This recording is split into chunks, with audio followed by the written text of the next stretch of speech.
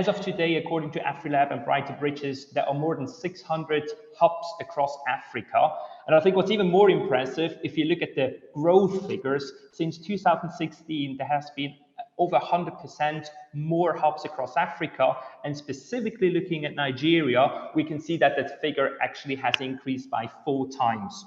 So I think this is brilliant news. This is good news because it shows how Africa's innovation industry has really been flattening its muscles. But at the same time, it also, given that the numbers are increasing, it actually poses new challenges to hub managers as they need to become more creative in generating income to ensure financial sustainability of their own hubs.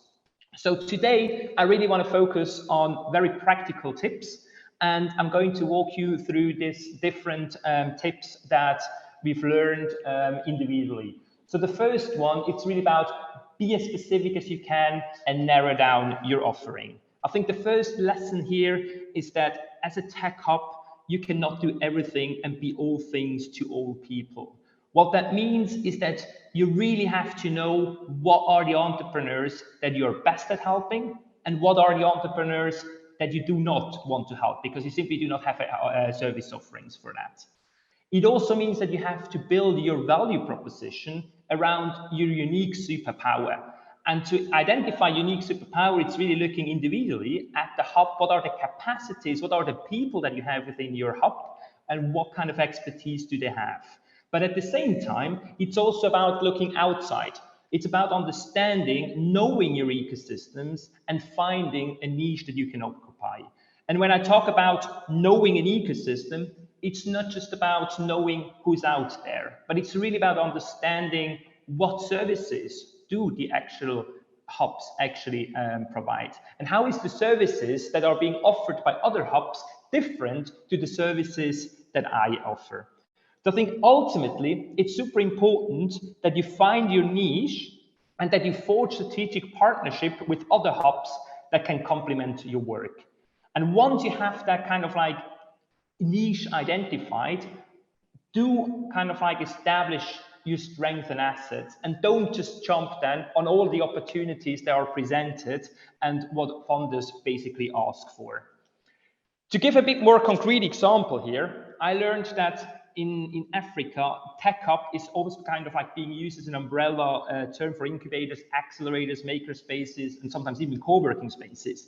And I think this is big value in it because it really channels the communications and it brings much more awareness to actually what is happening in that entrepreneurial space. However, I also believe that when we think about what the value proposition, what your unique strength is, it's also important to understand what your business model is behind. Because an accelerator has a different business model than an incubator. And even when we think about these categories, an incubator is not just an incubator. So I'm sharing here just a few ideas. For example, if your incubator really is about economic development, then it's about the gap you want to address. It's probably regional or local disparity. And the key KPI you're looking for is mainly about job creation and sector growth. This is very different if, for example, an incubator is much more focusing on technologies, because then the main objective that you have, it's really supporting this high growth, high potential, high value entrepreneurship.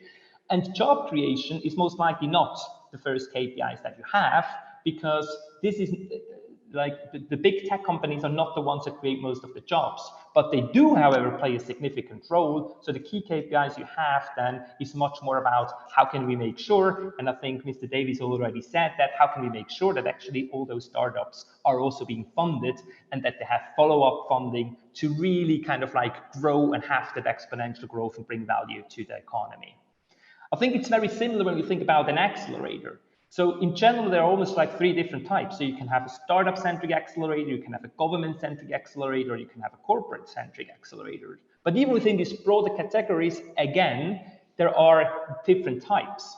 So for example, if you say our unique strength, it's really about product market fit, then probably the KPI and the activity should be around how can we make sure that we achieve product market fit, and how can we achieve product market fit in the most efficient time. So it's mainly around how can we decrease time in really finding that scalable business model. That is fundamentally different than if you think, for example, to Y Combinator, which is much more a funding accelerator that has prestigious demo day that connects the startups to potential and powerful investors. So in that case, it's much more about making them investment ready. It's much more about having very strong alumni network that actually helps you and kind of like making that connections and also making startups really ready to present to these investors. So basically what I wanted to say is really think about what is your superpower? What does it make you unique compared to the others? Where can you create most of the value for the startups? The second tip that I'm having, it's really about you need to build strong partnership. And building strong partnership means having pipeline partnership with ESOs, with other hubs before and after you. As a hub, you're also dependent on pipeline. So what are the actors that we need to connect that help me actually bring my pipeline, and who can I then refer my entrepreneurs to once my service actually stops? For that, you have to know and you have to trust your ecosystem. And another part, of course, about building strong partnership is looking for the private sector that really believe in your mission. And this is not just about acquiring funding. This is also about getting access maybe to mentors, to market linkages, etc. There are a lot of people in the private sector that are highly interested in working with startups that goes beyond funding. So how can we tap into that potential? And I think the key lessons here is also you have to belong to relevant association and networks, because they can not only provide you with technical support, but they can also channel resources and pinpoint to opportunities. And I think ISN is doing a fabulous job in that, and a super important job, because they're having this kind of like holistic view on the ecosystem, and they can also help you pinpoint to where certain gaps are and where are opportunities. So this just also as a practical example, particularly around pipeline building. I think when we talk about startups is not a homogeneous group. Startups, you have different type of startups having very, very different needs and are in need of different support services. So that's a map that has been established in Kansas City that basically segments the startups into kind of like these high growth potential startups, into kind of like more traditional startups, in micro enterprises, etc. The key point here is about understanding what startup do I serve best, where do my service fit, and then also at what stage do I actually provide the services. And that gives you an opportunity also to understand, as I said in the beginning, what are possible pipeline partners that I need to work, that we actually provide the best available services, easy accessible for the startup throughout the growth journey. The next tip is actually, we always talk about that startups need to become investment ready, but it's also important that hubs become investment ready. And this one is actually from a webinar from best practice from Launch League in South Africa, which I think has very to the point. It's like, how can hub make themselves become more fundable? And it's basically around 3 core points. The first one is about you have to build trust. You have to have the right team in place, and you need to have the advisor and the structures, the government aspect, because this is what gives credibility to funders. The second one is about how do you communicate? How do you communicate the work that you're doing? And building impact report is a very powerful tool by using stories on actually, what have you achieved? Who did you serve? What has been the impact? Because ultimately funders, they also pay for the outcomes. And I think the last one is one that I really like. It's about how do you build accountability? Accountability means that, if possible, startups also have the skin in their game. And very often we think that startups are not able to pay, but this is not entirely true. There are certain startups who cannot pay for services, but there are other startups that can pay for services. And I think that brings us a little bit to the question of where actually public and private money should fit along the startup growth journey. And if we take the whole growth journey from all the way from discovering to kind of like being an established leading company, public money really plays the biggest role until validation. But once you have an MVP, once you actually have a product market fit and your first payable customers, actually there is much more private money that should come in. It's about finding investors that invest into the ideas, but investors won't invest into ideas if you don't have payable customers yet. So I think it's an important thing to do here in differentiating, what money should come at what stage. And if you have startups that have payable customers, they are most likely also willing to pay for a service. But then on the other hand, they will be very selective on the service that they're going to buy. And for you, it's also an opportunity to be crystal clear about what is the service that I'm providing, because if they pay, they also want to have, of course, then the output that they paid for.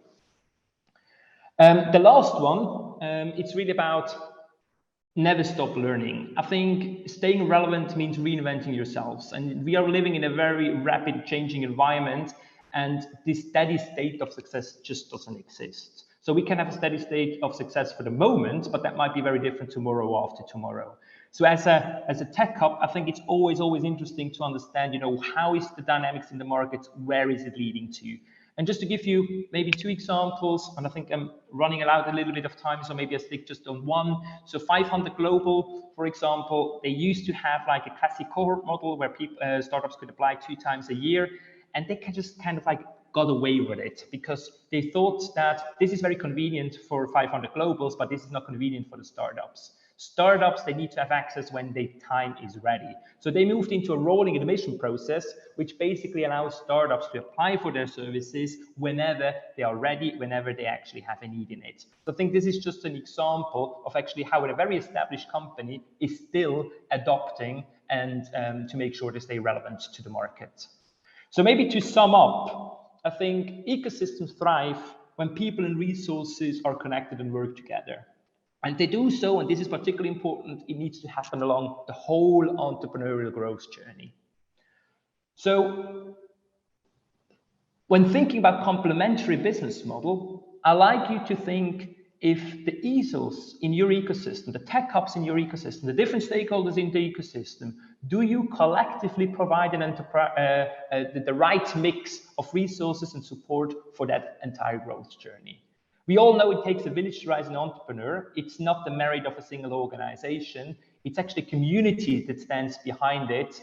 And then really question yourself, what is your role in that journey? Where is the added value that my organization can provide? And which are the services where I personally really can excel? And if that is done, then I think it's a very interesting way also for startups because it's a holistic approach. They have access to high professional services along the growth journey. And for you, it's much more easier to get marketed, to get your funds, and also making sure that you're actually working very specifically on the strength that you as an organization have.